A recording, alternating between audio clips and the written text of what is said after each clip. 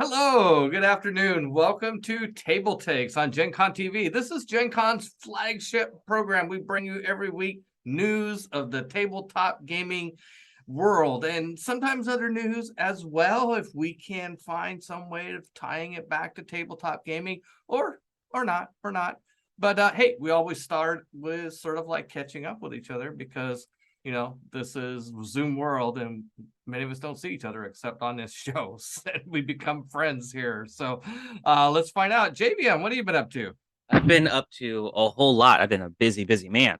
I just found out that the Kickstarter that I backed from last week that we talked about, a board game table you could take anywhere, it Yeah. got canceled.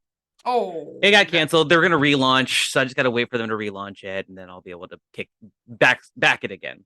But in the okay. meantime, I did get myself a couple of new board games to hold me over while I'm waiting for a board game table. What better way to make yourself feel better than to buy some board games? So I got Any Twilight Inscription. okay. It's too blurry. I'm gonna try to fix that 1 second. Is it like Twilight Imperium, but like There we go. It the is. It is Twilight Imperium, the roll and write.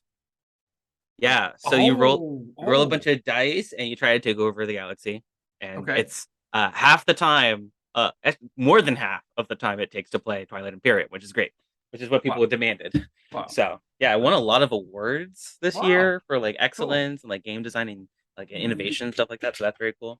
And I had another Kickstarter show up called Flamecraft. We talked about this one last year. Yes, we did. I've been waiting a long time for this one. It's little dragons helping all the merchants in the area sell all of their wares by helping them cook things in the bakery or, shuffle things around on the shelves and potions and stuff like that.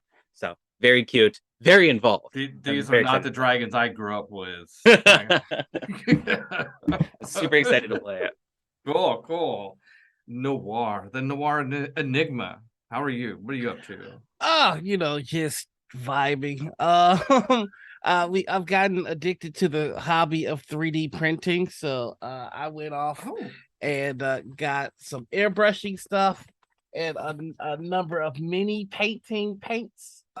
So nice. I'm just gonna be printing Star Wars and Star Trek ships and painting them. Are you any good at it? No, no, not at all. But we're gonna get there. We're gonna get there. When you get good at it, if you want to sell any, let me know because I'm always looking for good painted miniatures. Hey, I will Yeah, let you know yeah, when I don't yeah, suck. yeah. Let me know when you don't suck. Absolutely. Perfect. And we have a guest on our show, Anita. You've been on the show before, though, I understand, but before my time. Long ago. Yeah. I was on the show I think it was last year around this time. Ooh. Yeah. It's been a while. And my week's been going well. I much like Noir have been addicted to 3D printing and getting everything prepped. We've got a starship model that's needs a couple more coats of paint on it before she's ready to go. But it's been pretty exciting. Getting everything prepped up in the new office, and just about at 100% here. That sounds great. Well, good. I reported last week that we're having the Barbarians, which are our first ever Actoroki troupe. We're doing a Barbarians. We're doing a Christmas special with the Barbarians, and the players for that are all in town. Some of them are staying in our unit, and so it's been fun every night. Hanging out with these old friends. So anyway, that's what I've been up to. We had our first game Wednesday night on Actoroki. Wednesday night, 6 p.m. Pacific time on Gen Con TV. That's right. And so we are taking over Sarah's table tonight. Sarah's table will feature the Barbarians for episode 2 of the 3 episodes. And then the 3rd episode, we're going to play it on Saturday night, but it will stream next week in our normal Actoroki time slot. So that's what I'm up to. So, well, hey, here on Gen Con TV, we like to help you express your emotions. And Noir, I think there's an exciting new release that will help our friends do this. Oh yeah. If you're in chat and you wanna tell us how you feel, we've just given you the means with new Gen Con TV emotes. First off, we want to give a shout out to Tanel, who just really went hard on these amazing emotes. I know that the heart emote is free currently. So if you want to get the whole set, subscribe to us here at Gen Con TV. You'll be first to know when all our shows come up. You'll get the sweet emotes. And you'll be doing us one big old favor. So do it. Awesome. Yeah, Or else. Awesome. Yeah, that's great. I mean, I love the emotes, and so I gotta say, I'm really happy that we have our own emotes now. I mean, that's just great, you know. If you're in Um, chat right now, just like test them out. Let's see what they yeah, look like. yeah, test them I out. see Bonsai's in chat. Loves them, of course. Bonsai. Good. Yay. Thank you, Bonsai. All right. So hey, if you've been jamming to our emotes, you can also be jamming to new plushies on their way. Is that right, Anita? What's that? Yes. Speaking also of cute things, we have Spelljammer plushies coming from WizKids and Kid Robot. We've got this story coming to us from Jeffrey at ICV2. And the 7-inch plushies include a giant space hamster, a space swine, and an eyemonger. No prices set yet on them.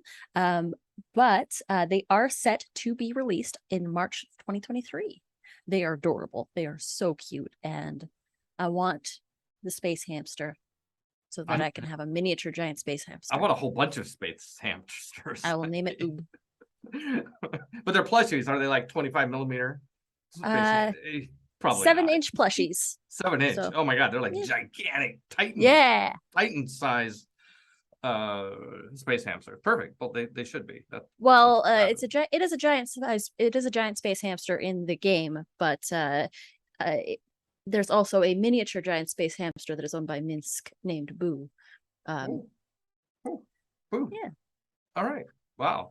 Fabulous. Well, if that was supposed to be to scale for a battle map as a space hamster, that would probably break records for space hamsters all over, right, Noir? I mean, Noir. It'd probably help if I wasn't muted. Absolutely, that would break records. You know what else is out here breaking records? One D&D playtest. It's already bigger than D&D 5e's playtest was. This news, of course, being brought to you by Matt Jarvis over at Dicebreaker. So One D&D, the next major iteration of the tabletop RPG, has already been playtested by more people than Dungeons and Dragons 5e. Wizards of the Coast president Cynthia Williams revealed the statistics during Hasbro's Investor Day presentation, announcing that One D&D's playtest has seen more signups since it launched on August 18th than D&D 5e's playtest saw during its entire 2-year pre-release phase ahead of the game's release in 2014. Oh my God, 5th edition came out in 2015. Oh, well, hold on. I'm sorry, I wasn't ready for that punch in the gut. All right, back to it. One D&D was unveiled over the summer as an ambitious evolution for Dungeons and Dragons, aiming to combine a major update to the RPG's rule set, planned for release in 2024 with the digital tools of D&D Beyond, which Wizards acquired earlier this year, and a virtual tabletop app currently in development. A playtest version of One D&D was revealed alongside the game's announcement, introducing a number of major changes to character creations, dice rolls, and inspirations. And I don't agree with all of them. So the publisher previously revealed that more than 40,000 people filled out a survey in response to the experience with One D&D, adding that a record-breaking number of players had downloaded the playtest. So clearly there is a hunger for this. I think a lot of people have been feeling that 5e has grown a little a little stale and they want that new flavor, that new sauce. Yeah, 40,000 people filled out for the survey. Does that mean 40,000 people wanted a new edition, or 40,000 people want to want to make a comment? 40,000 people wanted to be mad before everybody else. I know. I'm one of them. Yeah, I was gonna say. We've seen how playtests actually work in TableTakes. We've reported on playtests that people have done before, like the Marvel Universe RPG. I mean, people playtested that a lot, and so many changes went in because people actually like spoke up and said what they wanted to change. And I'm really excited about how many people are putting in what they want to see different in 1D&D. And I haven't actually play tested it, but I did submit some feedback that I really want prestige classes in D&D when the next version, not edition, because they're not making new editions or anything, but the next version of D&D comes out. I don't love that we're done with editions, but Yeah, well, I'm still looking forward to see how they pull that off. Yeah, well, there's a lot that they've shown, which I'm grateful for. There's a lot that they can't show yet with the tabletop of VTT, the app that's gonna go along with this. So I'm hoping for the best and expecting the No. Yeah, we'll leave Noir's finish of that sentence left to the imagination.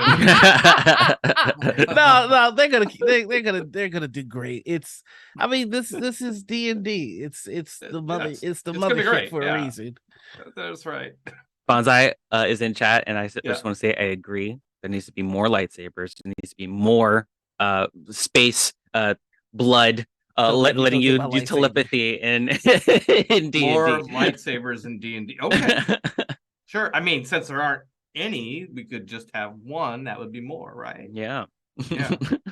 I think they need a license for that. We'll see. All right. Well, okay. There it is. Always ready. Oh, Noir. You never disappoint.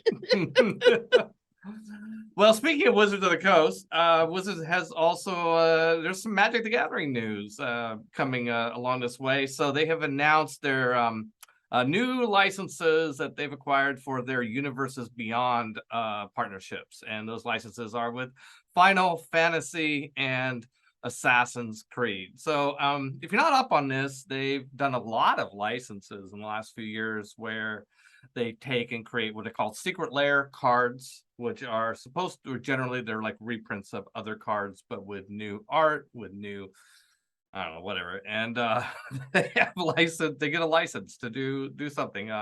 So they've done Lord of the Rings, they've done Walking Dead. In fact, I have to admit that I hadn't heard about that one, and I went and looked for The Walking Dead. You can have now Negan and Daryl and Marshawn, and I gotta say, if you're going up against a zombie deck, that sounds like what I would be wanting to do.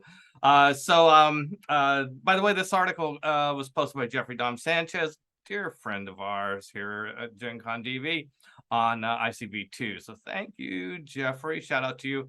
I'm starting to wonder if Jeffrey Dom Sanchez just does all of the board game articles for ICV2 because he's the only one we've ever reported with. Yeah, he's the man. By the way, he's a great guy. I love Jeffrey, and and Milton Grip is still there. I think once in a while you see a Milton article, but it's almost entirely Jeffrey, as far as I can tell. So there's also WotC's announced that there will be a Post Malone themed secret lair. I found this confusing. I have to admit, I'm going to embarrass myself here a little bit. I was thinking, where my mind of Post Malone, I had not heard of Post Malone the rapper, and with all apologies, I've been filled in by the rest of the staff. So I immediately, of course, went to Post Malone meaning after Malone, and of course you all are, I'm sure, remember the 1987 action movie that was a Burt Reynolds vehicle with Lauren Hutton. Of course, yeah, classic. Yeah. So I was thinking, but I didn't realize that movie was like so important. There's like the Post Malone era, and but no, it's the rapper. So thank you, internet, for clearing that up for me.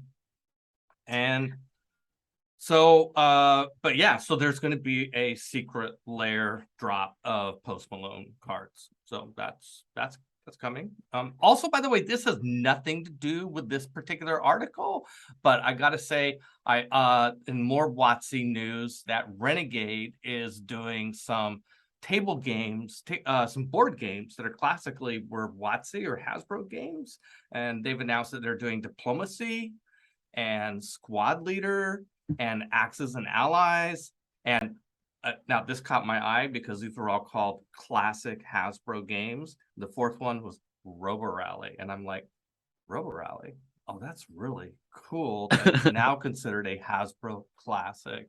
Yeah, Richard Garfield, I thought this was cool. I hope you like this idea. Anyway, I've gone way off topic. I have talked hardly at all about Fantasy Flight, Fantasyland, no, Final Fantasy, yeah, or Assassin's Creed, which are the two things in the headline. But I'm just going to assume everybody knows what those things are. And again, has nothing to do with the Burt Reynolds action figure. Okay, I think that means it's time to move to the next. Well, hold on. No, yeah, please. I have please. I have a comment. Yeah. I don't know if people really truly understand what this means for Magic the Gathering. Like, WotC has very slowly been integrating other properties into Magic the Gathering. Like, at first it was just D&D and everybody lost their minds. Then there was Warhammer, and now we're getting Final Fantasy and Lord of the Rings and all of this madness. And like Post pretty Malone. soon we're just going to be collecting celebrities, and like Pokemon cards is going to be like added into Magic the Gathering.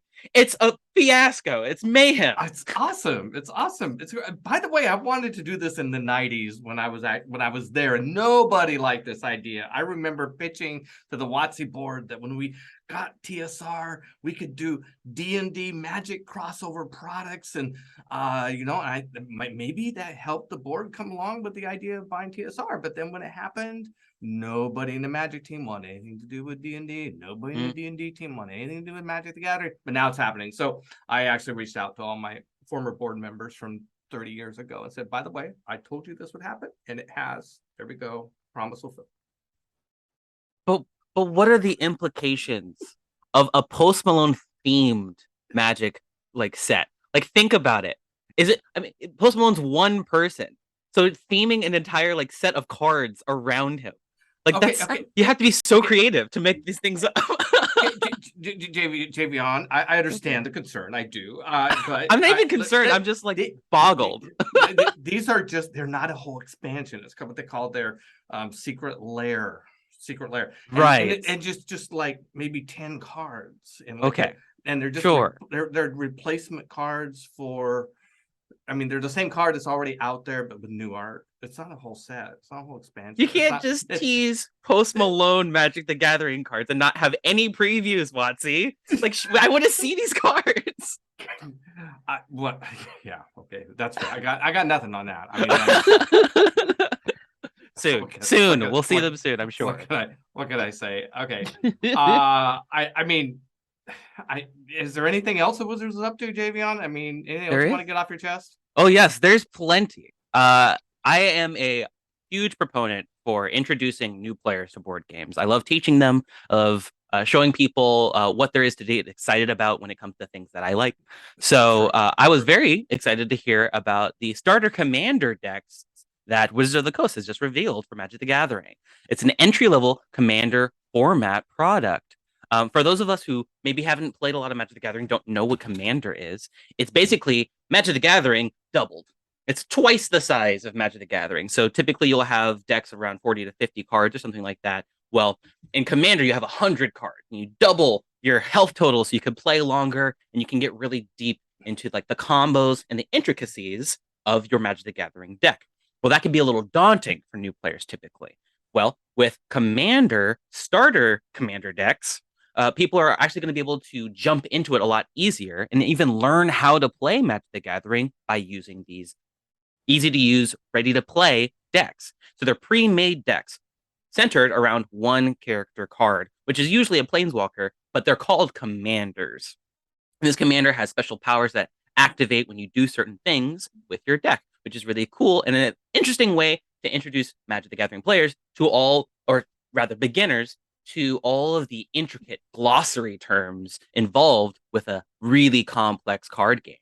It includes an insert with strategy advice. It's got a rule summary and a reference card so you can learn all about how Commander works right out of the box. And there's plenty of internet materials for people to gain access to, or, just, I mean, everybody's playing Magic the Gathering these days. Just ask one of your friends to help you through it. It comes with 10 double-sided tokens, a deck box, and punch-out counters, so you don't have to buy extra materials in order to sit down and play. There's plenty of stuff that you can add on later, and I think these punch-out counters are typically made of cardboard. They're a little flimsy, so it's very much encouraging people to get their own counters, customize their own deck box, and get their own style when it comes to Magic the Gathering. This is a great jumping off point.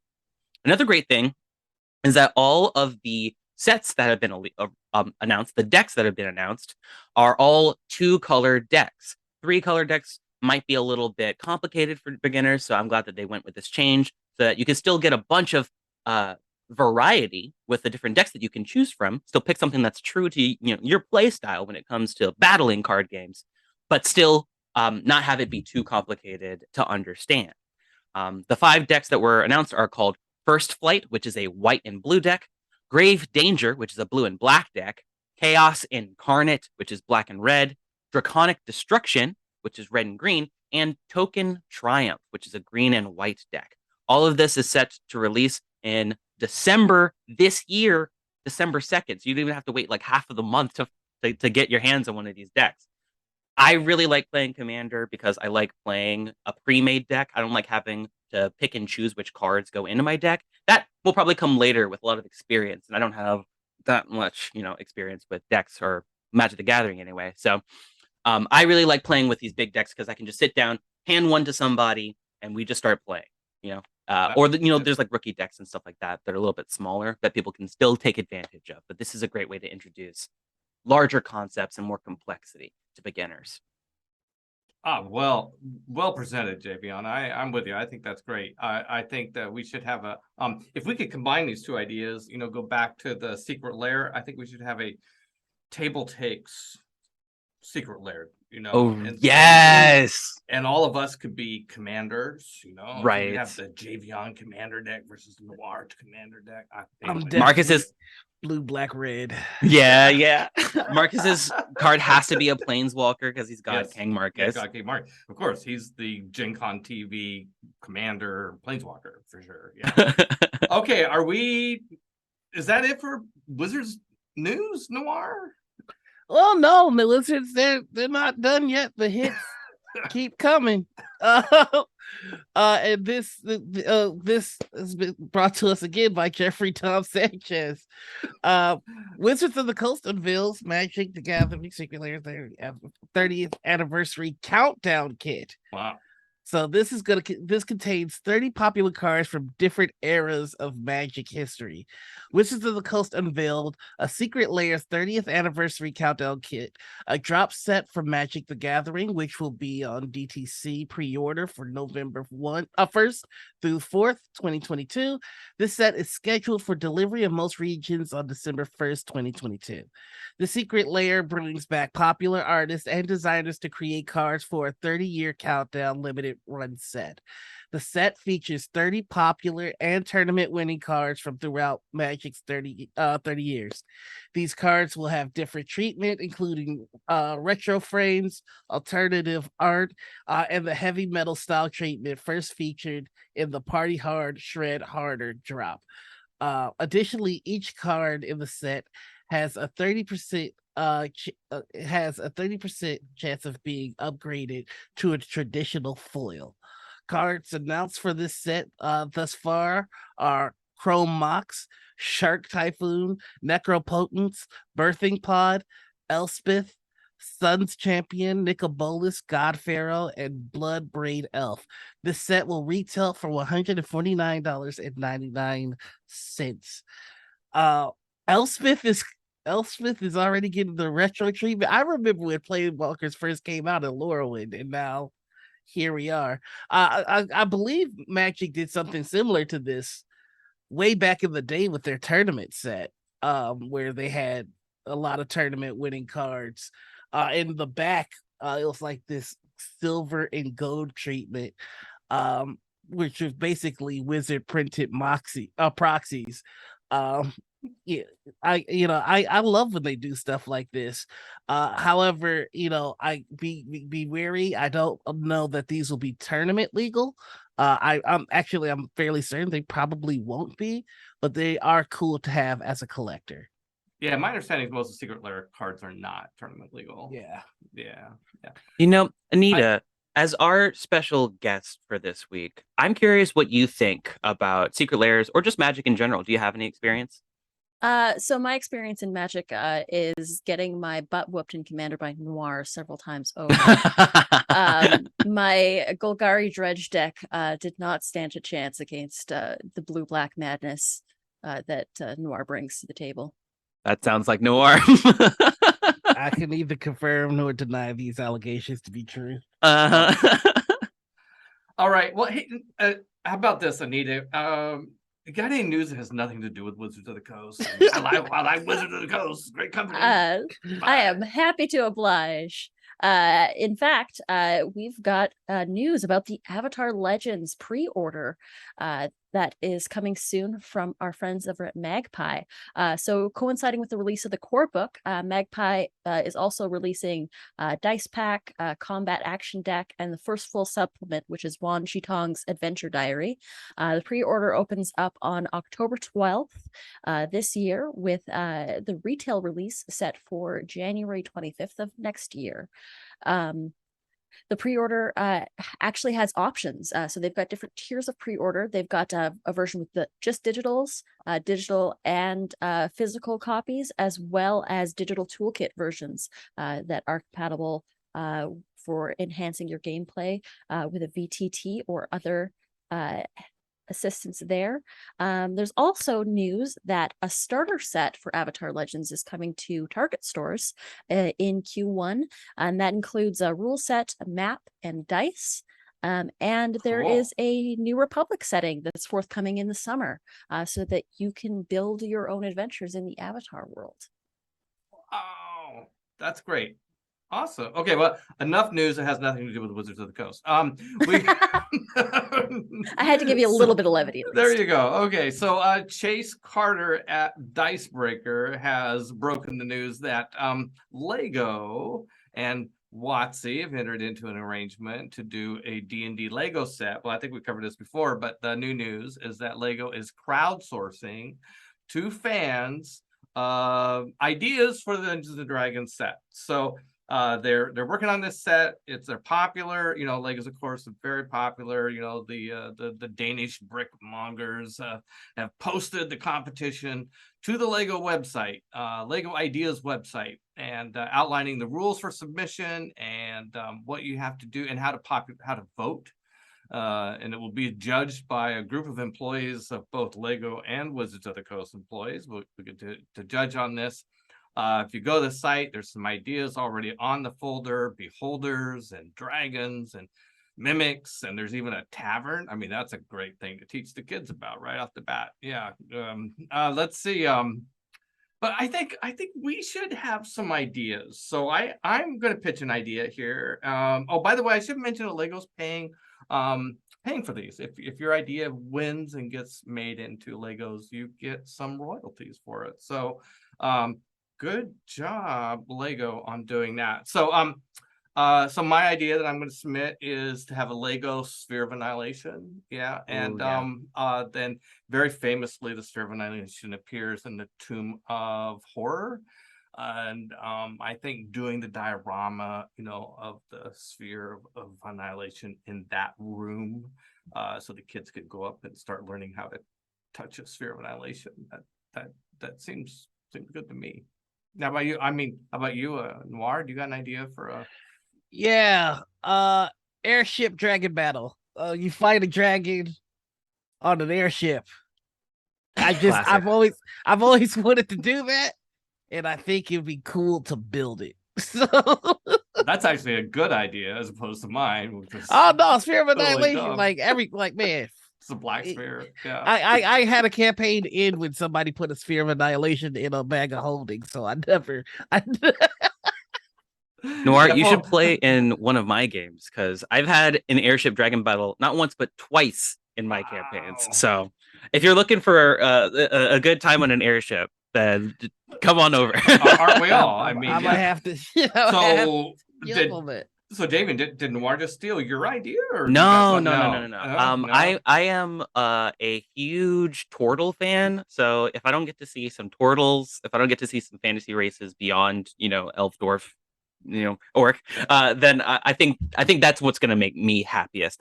Also, blank dogs. Blank dogs are amazing, and I think it's a good addition to any Lego set, D&D or otherwise.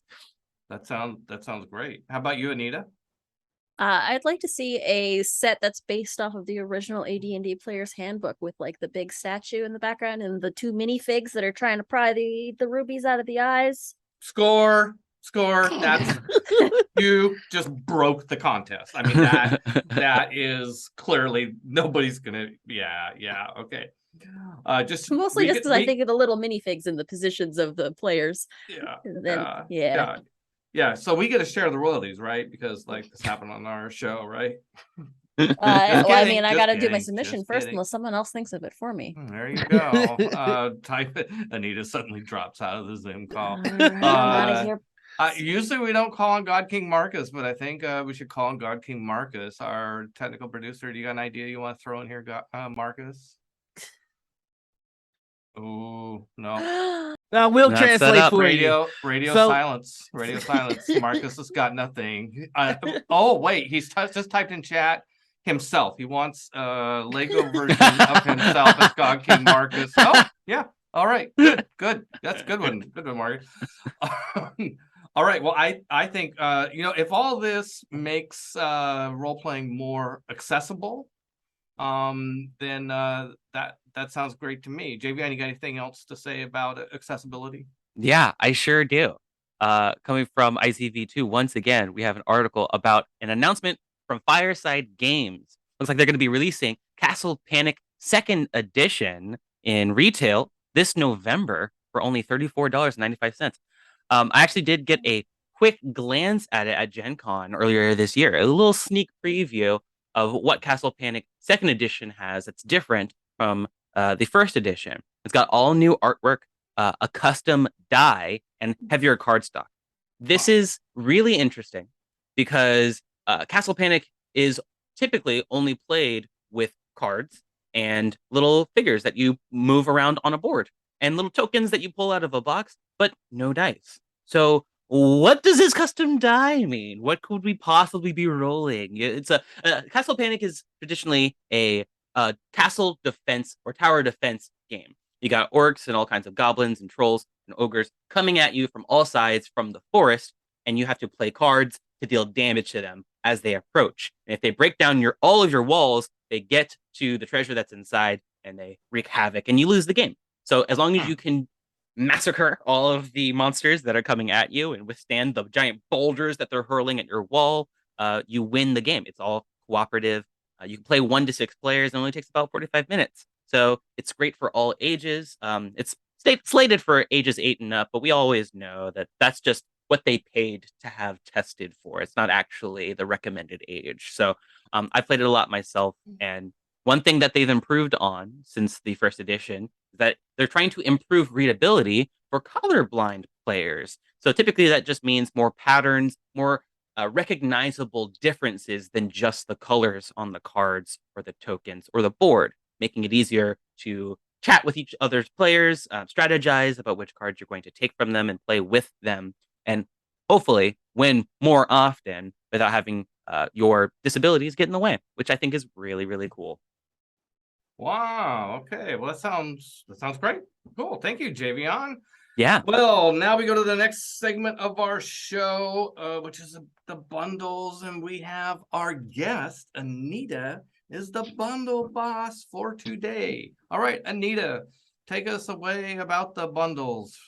I just need to grab my Bundle Boss hat. Oh. Score. Hello, welcome everybody to the Bundle Boss segment of this show. I don't know what I'm doing, but we're gonna go through it anyway. This is a bundle for the bundle of holding. This is novel writing game tools, and for the aspiring writers out there to help you prepare for National Novel Writing Month this November. All new bundles of novel writing game tools brings your tabletop role-playing ebooks and creativity aids to help aspiring novelists everywhere. So it is $7.95 is the starter.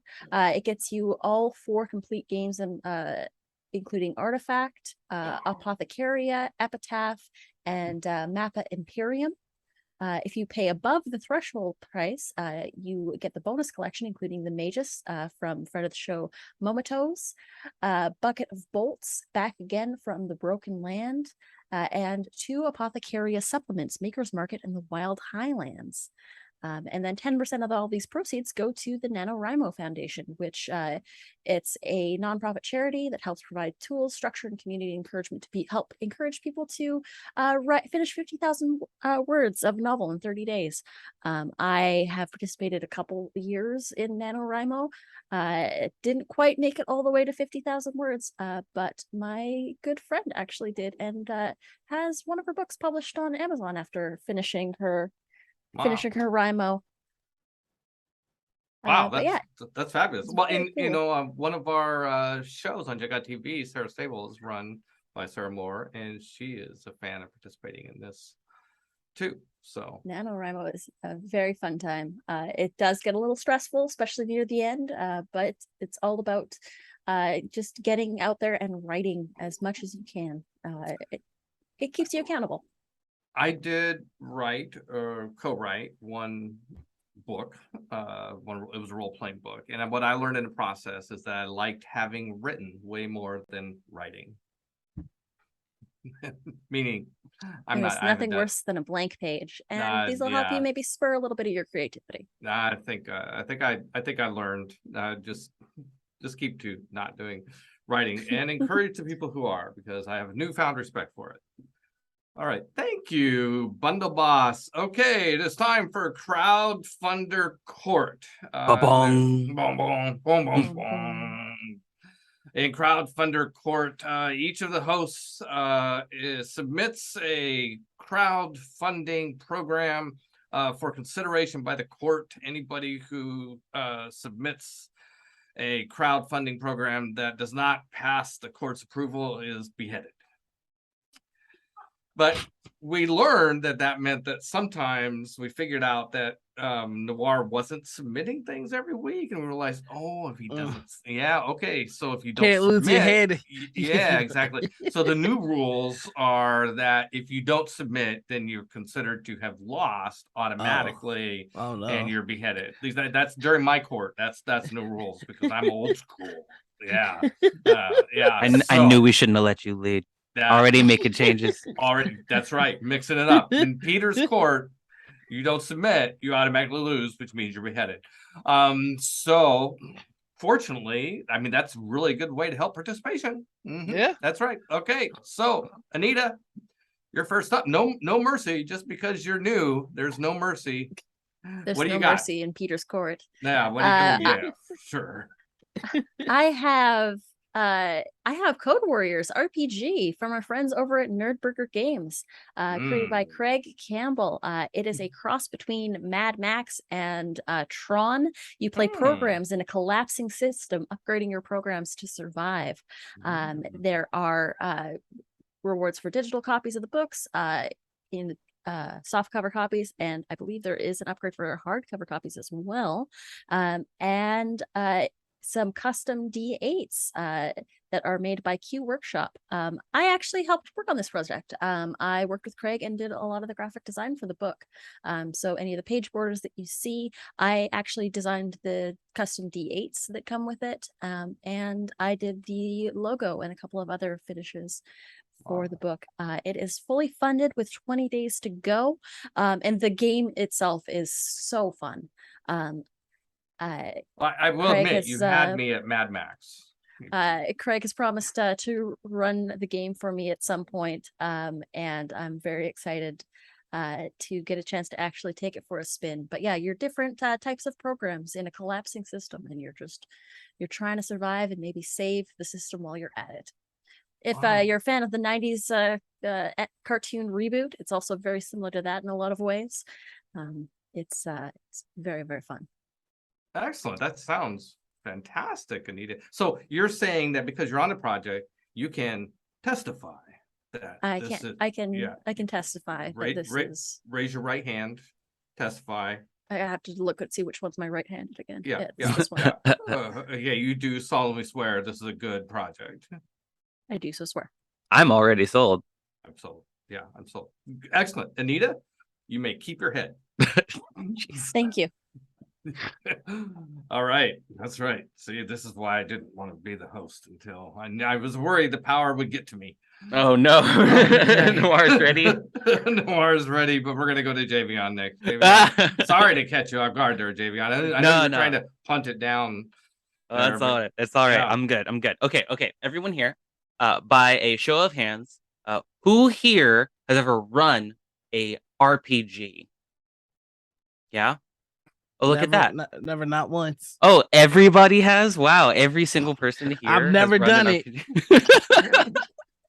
Well, then you can definitely relate to the same situation that I've been in countless times, where you have to run a game and you've got monsters, and those monsters, they are so complex, and sometimes you just want them to be unique. You want them to be a little bit different, but you've already started the game and you're already running the RPG. What do? Well, the Kickstarter I've found here is called the Monster Overhaul. It's a massive role-playing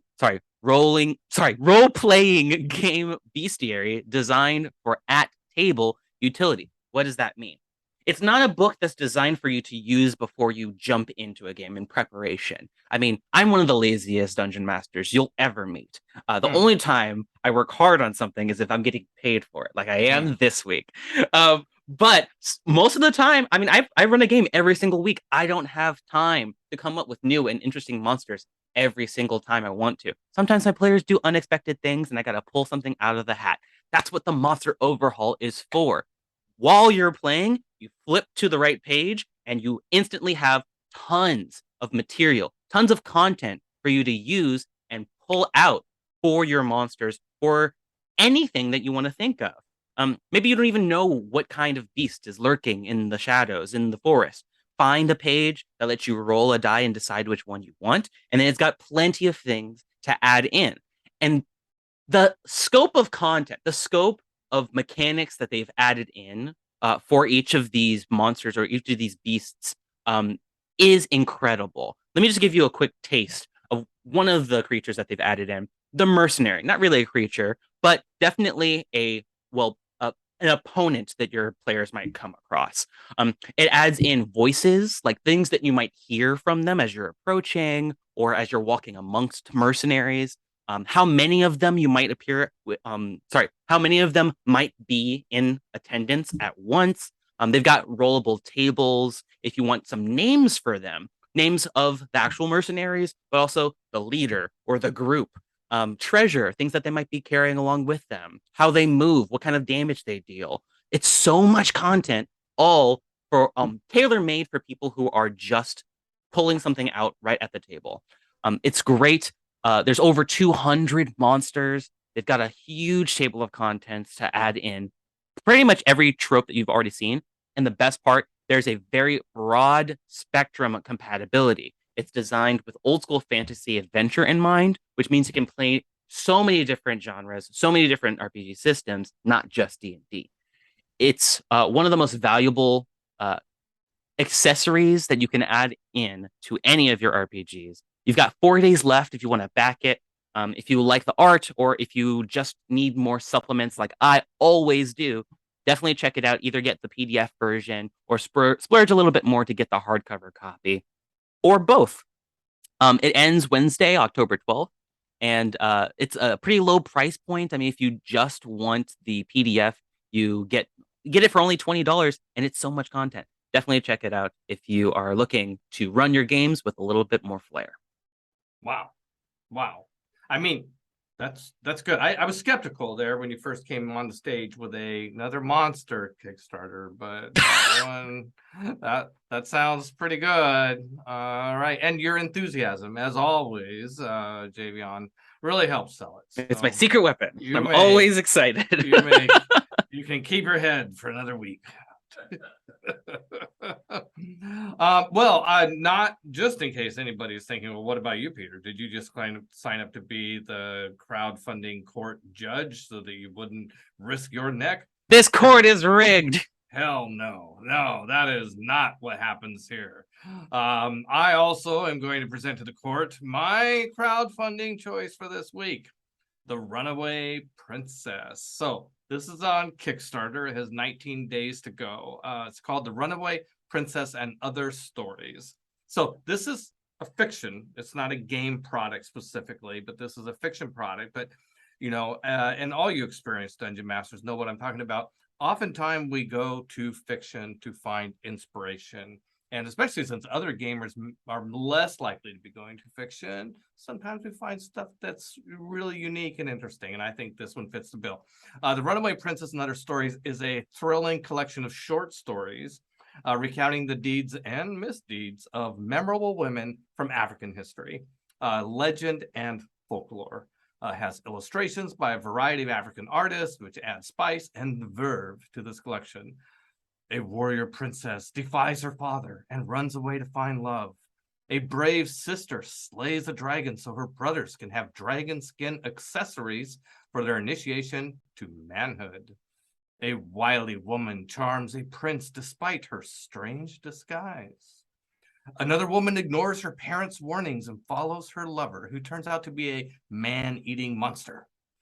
Two women of fabled beauty, determined to marry on their own terms, use subterfuge to test their suitors. Two tragic ends. A lonely young woman finds reason to love life despite ostracism by the people of her village. Passion, romance, adventure, comedy, trickery, and tragedy abound. Yes, of course, these short stories are great inspirations, I can tell right away, for RPG adventures. Putting back on my judge hat, approved! Excellent choice, Peter. Well done. Bravo. That is a great Kickstarter. You may keep your head for another week. Thank you, Judge. This some kind of kangaroo court. Noir, you better be careful. I'm going to give you Anita's Kickstarter and you're going to have to wing it. Venture Society, Anita.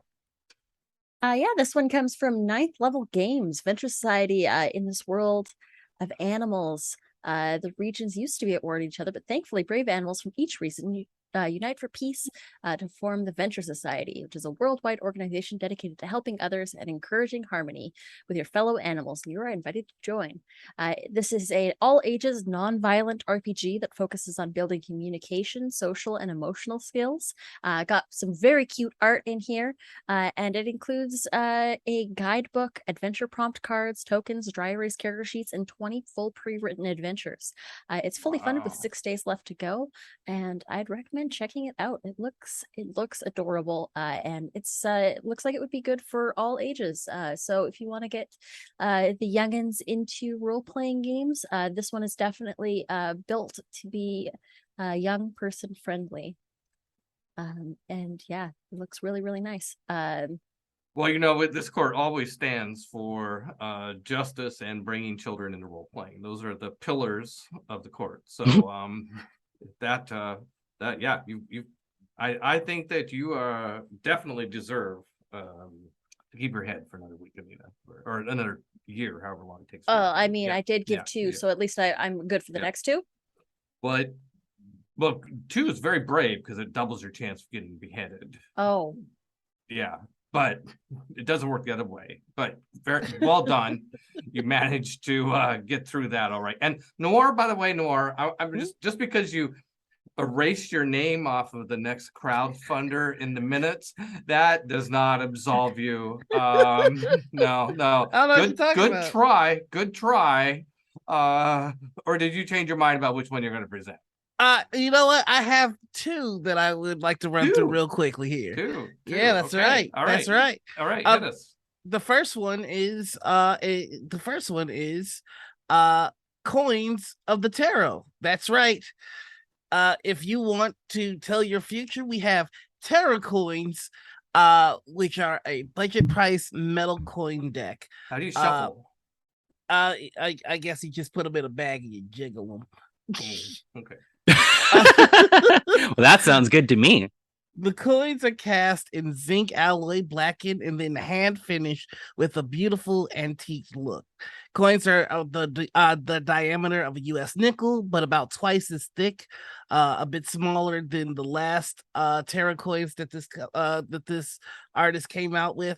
But I just think it's a unique take on tarot decks, and if you've seen the last couple of Kickstarter or crowdfunding court pitches that I've done, you'll see that I am all about unique tarots.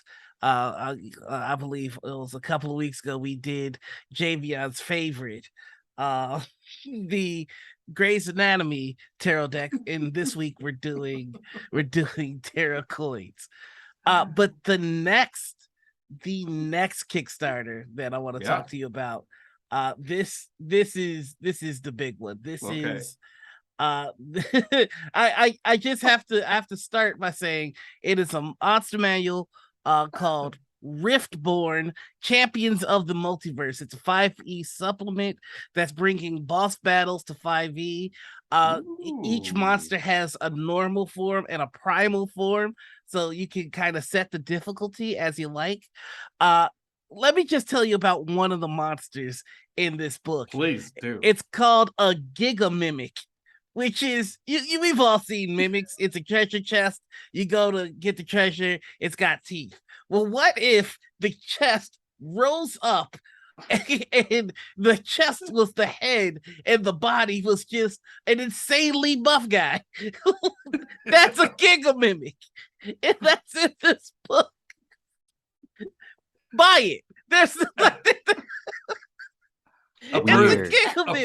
I think you missed the fact that it's called the subtext on this is Giga Mimic Protein Overlord. That's right. It's the Chad of mimics. Oh my Protein gosh. Overlord. The protein. Oh, Noir, you did it. You saved your head. Yeah, you knew that anything, about primal, high level, epic level, you know the way to my heart. Yeah. I mean, if I couldn't win you over with a Giga Mimic, then I'd take my own head. You take your own head. You got the lightsaber to prove it. Careful with it. Noir, careful with that thing. That's not a toy. I legit like the first thing I saw was the dice and how pretty they look from this Kickstarter. Like I skipped over pretty much everything. I just lasered in on these. Yeah, really they have a shiny dice. beautiful battle map. They have beautiful figs to go along with the monsters involved. It's just so good. Wow, that sounds great. Wow. Well, I'm really happy that you all presented excellent cases for today's court, and I didn't have to behead anyone. I mean, there was a part of me that was kind of like, you got to do it once in a while just to make it. Gotta let them know, yeah, you gotta let them know, right? But no, you guys did great. So, all right, well, that brings a conclusion to another fabulous episode of Table Takes. But stick around. We have a lot of cool stuff, especially today. Sarah's table, which, by the way, is delayed. Wait, before we get to Sarah's table, we have Table Takes game night. It's happening at 3:30 p.m. today. And game night today is Monster of the Week. Are you running that, Javion? I sure am. And the episode that this mystery that I've created for you is called Science Scare. You're gonna be a gang of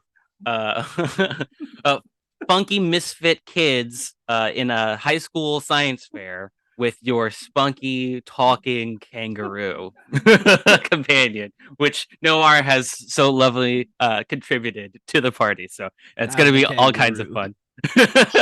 Yeah, well, Noir, yes, you get a gold star for coming up with a kangaroo, and Javion, thank you for running a game for us again. I appreciate that. So that is at 3:30, just a short while after this show wraps. We have a little break, reset Marcus's microphone, etc.